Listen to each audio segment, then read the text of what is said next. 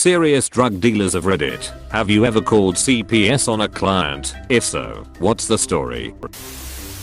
Yes, back when I was younger, maybe 17, I got my first job at Domino's Pizza. One of my managers was a really scummy 24-year-old guy that looked like a troll, had astoundingly bad hygiene, and also a shitty attitude, but sold good weed and bought me cigarettes. This was my first experience having older friends able to get me good stuff on demand like that. One day he hooked me up with a friend of his that was selling mushrooms. So I met with that guy and bought an ounce, and then walked to my manager's house to sell him some and also get some weed. So turns out him and his similarly aged sister, who has a 1-year-old baby, both live in makeshift bedsheet bedrooms in the basement of the tiny house. They smoked inside. Windows closed. Cats everywhere. Bugs everywhere. Weird gross sour smells coming from all areas. Everything gross. Their mom was home, but she was senile and addicted to painkillers, as well as the sister. So we did the trade downstairs, and when I go back upstairs I go to the kitchen to throw some stuff away, and I see the baby in a high chair, eating a pack of cigarettes. He's just sitting there tearing them open and putting in his mouth and spitting it out. I ran downstairs and told the sister, and she just started yelling, "Mom, Mom, get the baby," a couple times lazily, then gives up and goes back to just sitting there. It was surreal. I hadn't ever experienced such neglect and disgust from people. I left and waited 2 days to call CPS because I didn't want my manager to know it was me who called. I know the kids got taken away and she went to live with a different family member, or at least that's what I was told. How anyone could have a child to just neglect them like that, it really makes my heart ache. Drug-induced apathy maybe, just barely functioning as a human. When I was selling to her, a lady shook her crying baby in front of me. I wigged out, took the baby, dumped $500 worth of cocaine and heroin, and called 911 from my car. She didn't put up a fight until the cops came to arrest her. She tried to sue me for kidnapping.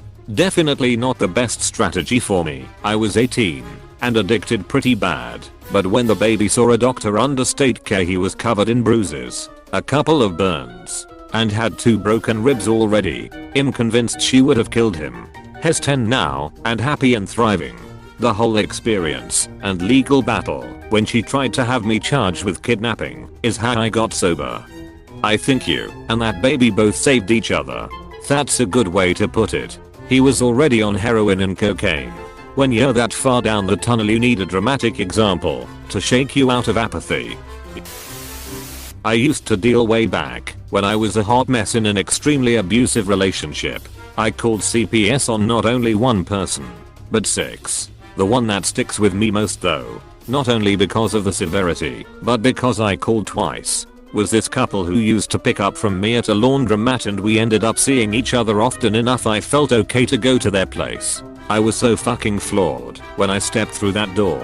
I kid you not. They had taken up all the carpeting in the house and had torn down the walls to get at the copper wiring and pipes. They had no electricity or running water. There was nothing in that house except for some sleeping bags in what used to be the living room. And then I noticed a nest of blankets with bright blue eyes peering at me over the pile, and realized that there was a toddler and a small child no more than 5. Until this point, I had never seen nor heard them talk about having kids. The poor kids were filthy and obviously malnourished. The house stunk of meth so badly I gagged.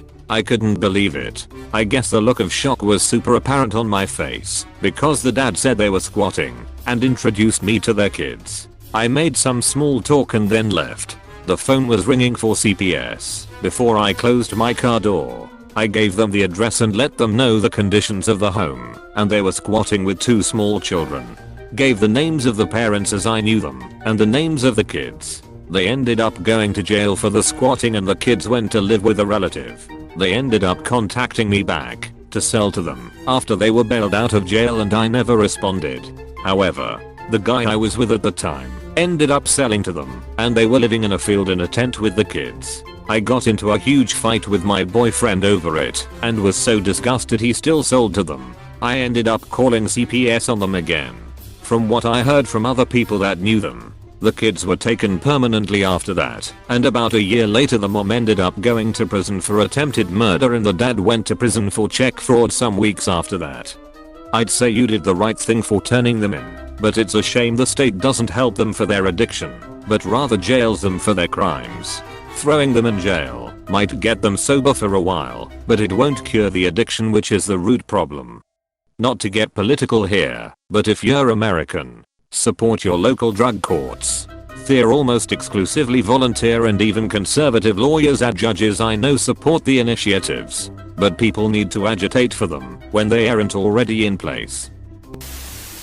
Twice. Left anonymous tips, which I know are hard to follow up for such a strange child protection agency, but as a pot dealer it was all I felt I could do. I found out later one of the kids was put into foster care, adopted by the foster parents, and recently graduated a trade school. I have no idea about the other kids' siblings, but I hope they made it too. Kids should be protected. Humans only get one childhood. Let's let kids enjoy it and grow to happy adults. Don't hurt them intentionally or by your own stupidity. That also means washing your hands, people. Edit 1. Thanks for all the kind words, guys. A guy in the comments pointed out something that everyone should know. When/if you need to report to CPS, you flood them with details. Lots of details. It's the only way they can act. A one-sentence tip won't cut it.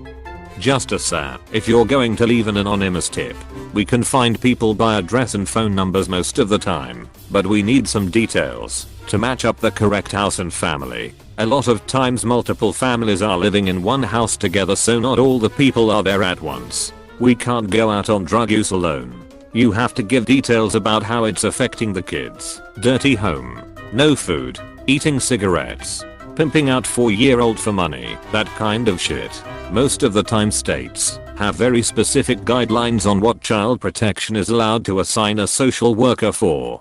Details are our best friend.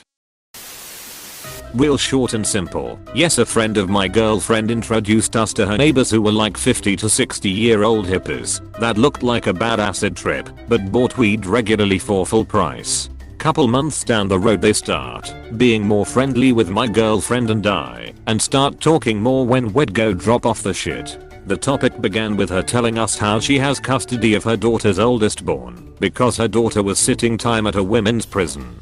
Backstory on the kid: looks 15 but clearly has the mind capacity of a 6 or 7-year-old. Not sure what was wrong with her specifically, but you could tell there were issues. Near the end of the conversation about her daughter, she brought up the fact that her granddaughter was prescribed Adderall 30XR, and whenever they got her prescription, they'd dump all the little beads into a bowl to use whenever they couldn't find meth or whatever they needed, and instead fill the Adderall with Benadryl to make the kid sleep. Till this day I'll never forget the emotions I felt after getting out of there and sitting in my car. My hands were shaking so bad it was hard to Google information about CPS, much less type information in. I felt goosebumps in every pore of my scalp. As a father of 2, I never knew such evil existed. Obviously in movies and shit, but never experienced something firsthand like that.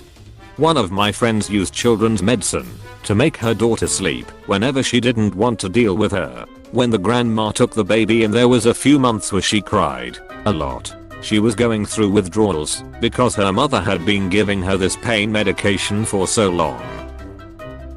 This is heartbreaking.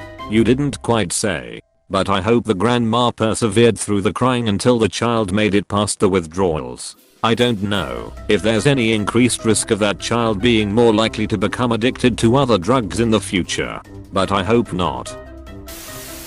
Yes, I was a stupid teenager and thought I was a hotshot from selling coke to my peers. The money was nice, but at the time it was more for social standing. Eventually it got so out of hand that I was selling to people's uncles, fathers, aunts, and cousins. It was pretty daunting as a teenager, but like I said, the money way good, and so was the social standing. Eventually I start moving heroin, and one day a buddy calls me up and asks me if I'm good go. I tell him yes, and ask him how much. He informs me that it's for his mom that he doesn't live with, and we go through the whole dance of him calling her, then calling me, then calling her again to set up the deal. Eventually the amount and price gets set, and I hop in my shitty old car to the next town over to make the deal. Now I'm used to shitty houses. I live on the cusp of suburbs, city, and rural. So you see all sorts of folks in your daily life. But this one was a special little shithole. The best way I can set the scene up is a scene in Breaking Bad, when Jess goes into those meth heads' house. But they weren't on meth. I've seen my fair share of dope heads, but these took the cake. It took about 30 minutes for them to let me in, and when they did, the stench was like a punch in the face. You couldn't even see the floor. All sorts of trash covering the carpet of the shitty apartment. Honestly, at this point it didn't even faze me. I made the deal and took the money, but during the awkward small talk I heard a little coo from the room over. I'm not the most confrontational person, but they were so strung out that I wasn't threatened at all. I asked them what that sound was, and they said it was their baby. I asked how old. They said 7 months. I immediately took stock of the room around me. Rotting food, cat shit, garbage bags everywhere. I left that apartment complex and sat in my car debating whether I would get busted if I called the police. Eventually I googled CPS and made an anonymous claim. Nothing happened to me, and the kid got taken away. Neither of them know it was me that called, and I stopped selling that shit and went through rehab in 2016. Clean ever since. Judging by their Facebooks, they're still trying to get that kid back. I really hope they don't. Honestly, I'm beginning to think that a good-sized fraction of CPS calls are drug dealers. Same. The dealers all sound very nice and caring and honest about themselves. Back in college I went over to a single mother's house to drop off some bud. The kid was 3 years old. I walk in and notice it is extremely smoky, and I immediately have a hard time breathing. It smelled like rotten shit, trash, and cigarettes. I was there for about 3 minutes and went to use the bathroom, where I noticed fresh and dried blood on the toilet and shit smeared all over the floors and up the walls. The shit was old and hardened, and dead bugs were in the corners of the bathroom and piled on top of the fesses. But that isn't the only icing on the cake. Once I left the bathroom, I went back out to the living room area and saw a big ass rat run right across the floor. Looked like he came right out of Ratatouille. Then the mother asked me if I wanted to take opioids. So I got the fuck out of the house and called CPS. Did anything come of it? Ever since I cut off contact with the woman, I haven't been in touch besides seeing her updates on social media. Currently the child is living with the grandmother. Still so sad to witness something like that. Hey, thanks for watching, and don't forget to subscribe.